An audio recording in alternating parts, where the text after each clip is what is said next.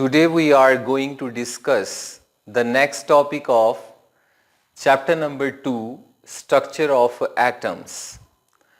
आज हम जिस टॉपिक पे बात करेंगे वो है discovery of proton and discovery of neutron. पहले हम डिस्कवरी ऑफ प्रोटॉन की बात करते हैं. गोल्डस्टीन ने 1886 के अंदर ऑब्जर्व किया कि डिस्चार्ज ट्यूब के अंदर कुछ और रेज भी मौजूद हैं which are other than cathode rays and they travel opposite to the cathode rays. जैसे यहां पर ये डिस्चार्ज ट्यूब मौजूद है. इस डिस्चार्ज ट्यूब के अंदर दो मेटालिक इलेक्ट्रोड्स हैं. One is cathode and the other is anode. यहां पर जो कैथोड है दैट इज मेड परफोरेटेड, यानी इसके अंदर हमने कुछ सुराख कर दिए हैं. अब ये रेस जो यहां पर नजर आ रही हैं and they are travelling towards anode, obviously ये कैथोड रेस हैं and they carry negative charge और इनके ऊपर चार्ज नेगेटिव है, so they are moving towards the positively charged anode. कुछ और रेज भी यहां पर नजर आ रही हैं which are moving towards cathode, और चूंकि ये नेगेटिव चार्ज की तरफ मूव कर रही हैं so they must have positive charge, इसलिए इनके ऊपर कौन सा चार्ज होना चाहिए? पॉजिटिव. तो ये रेज जो अदर देन कैथोड रेज हैं they carry positive charge and they move towards cathode, और ये कैथोड की तरफ मूव करती हैं. And if the cathode is made perforated, और अगर हम कैथोड को सुराखदार बना लेते हैं, then they will pass through these holes or perforations present in cathode. तो तब ये इन होल्स परफोरेशन सुराखों से गुजर कर आगे की तरफ मूव कर जाती हैं. So that was the first step towards the discovery of proton. तो इस ऑब्जर्वेशन से हमें क्या पता चला? पहली बात तो ये कि in discharge tube there are cathode rays plus some other rays, के कुछ और रेज भी मौजूद हैं जो कैथोड रेज के अलावा मौजूद हैं. Secondly, these other rays move opposite to cathode rays. ये रेज कैथोड रेज के मुखालिफ मूव कर रही हैं. And the third one is these rays pass through holes present in the cathode, और ये उन सुराखों के अंदर से गुजर जाती हैं. And these rays were named as canal rays, और इन्हें canal rays क्यों कहा गया? Because they can pass through the perforations or holes present in the cathode. तो ये हो गई इसकी observations. Now we shall discuss some properties of these canal rays. In canal rays की कुछ खुसूसियात मौजूद हैं. For example, the first one is canal rays travel in straight line. Canal rays Sidhi line में हरकत करती हैं but opposite in direction to cathode, लेकिन इनकी डायरेक्शन कैथोड के मुखालिफ है. For example, cathode rays are moving in this direction and canal rays are moving opposite to them. Second point, their deflection in electric and magnetic field shows that they are positively charged or they have positive charge. अगर इन्हें हम electric या magnetic field में रखें तो इनका behaviour cathode rays के मुखालिफ है. Cathode rays deflect towards the positive plate in electric field while the canal rays will deflect towards the negative plate in the electric field. It shows that they have positive charge. The third point is their nature depends upon nature of gas. It means they are not being produced from any of these electrodes. ये इन electrodes में से किसी में से भी बाहर नहीं निकलती, बल्कि इनका ताल्लुक उस गैस से है which is present in the discharge tube and they depend upon nature of the gas. For example, if we use hydrogen, then the canal rays will be different from those rays which are produced from helium. And the rays which are produced from helium will definitely be different from the gas neon used in the discharge tube. And actually they originate from gas present in the discharge tube. और असल में ये उसी gas से produce होती हैं जो discharge tube के अंदर मौजूद है. Here M is the representation of some atom of any gas.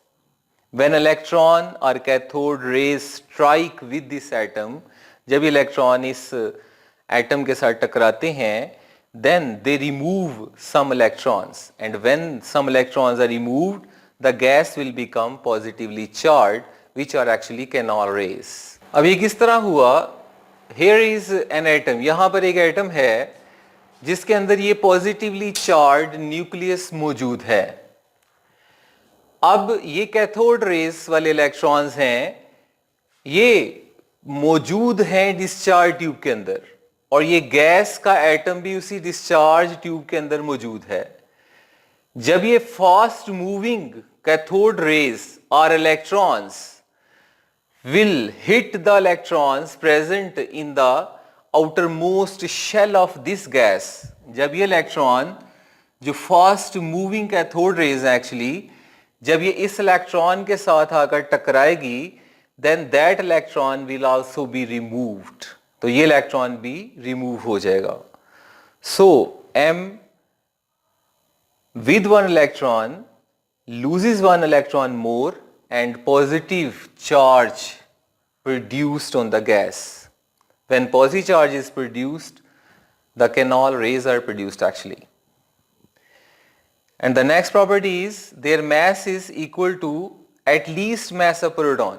कम से कम इनका mass proton के equal होगा और simple multiple of proton या proton के simple multiple के बराबर होगा, and it is 1840 times more than that of electron. और एक प्रोटॉन का mass इलेक्ट्रॉन के mass से 1840 times more ज्यादा होता है. अब अगर हम प्रोटॉन को देखें कि वो किस तरह से प्रोड्यूस हो सकता है, तो हर गैस को अगर हम चेंज करते जाएंगे तो कैनॉल रेज चेंज होती जाएंगी. But if hydrogen is present in the discharge tube, the proton will be produced. किस तरह कि अगर हाइड्रोजन का एटम लें तो इसके अंदर सिर्फ एक प्रोटॉन है and there is one electron. When this one electron is removed, जब ये एक इलेक्ट्रॉन रिमूव होगा, only the proton will remain. और यही वो प्रोटॉन है जो मौजूद है हाइड्रोजन के न्यूक्लियस के अंदर. और कम से कम कैनॉल रेज जो प्रोड्यूस होती हैं वो इस प्रोटॉन पर जरूर मुश्तमिल होती हैं.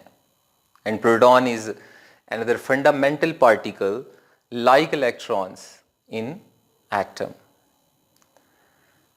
सो इस तरह प्रोटॉन डिस्कवर हुआ. अब हम डिस्कस करेंगे discovery of neutron.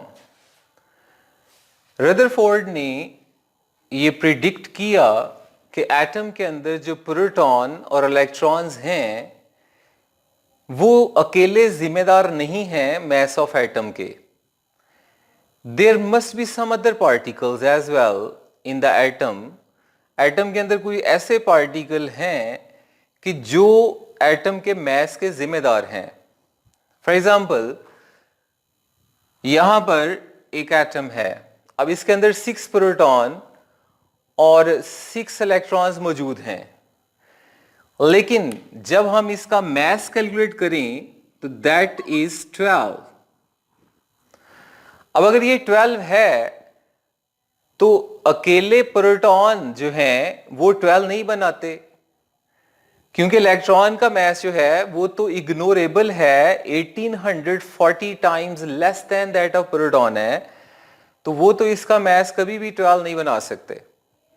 So there must be some other particle. कोई ऐसा पार्टिकल होगा कि जो इस मास के अंदर कंट्रीब्यूट कर रहा होगा,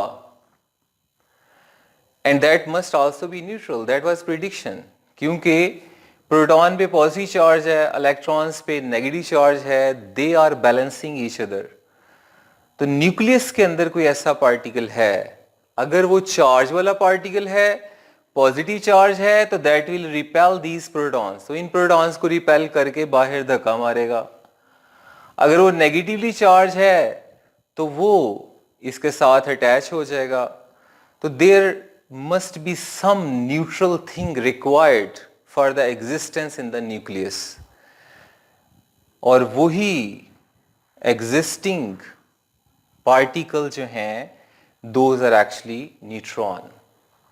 और वो कैसे डिस्कवर हुए? चैडविक ने 1932 में बेरिलियम एलिमेंट पर अल्फा पार्टिकल्स की बम्बार्डमेंट करवाई.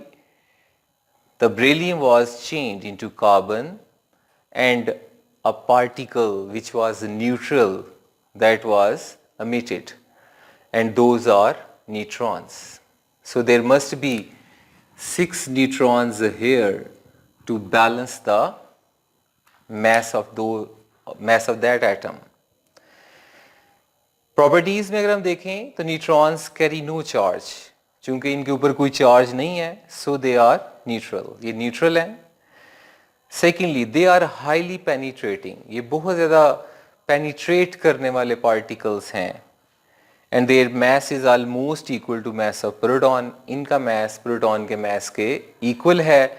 सो I write 6 neutrons here to equalize the mass of that atom 12. So dear students, today we have discussed discovery of proton and discovery of neutron. Inshallah next time we shall discuss Rutherford's atomic model. Till then, Allah Hafiz.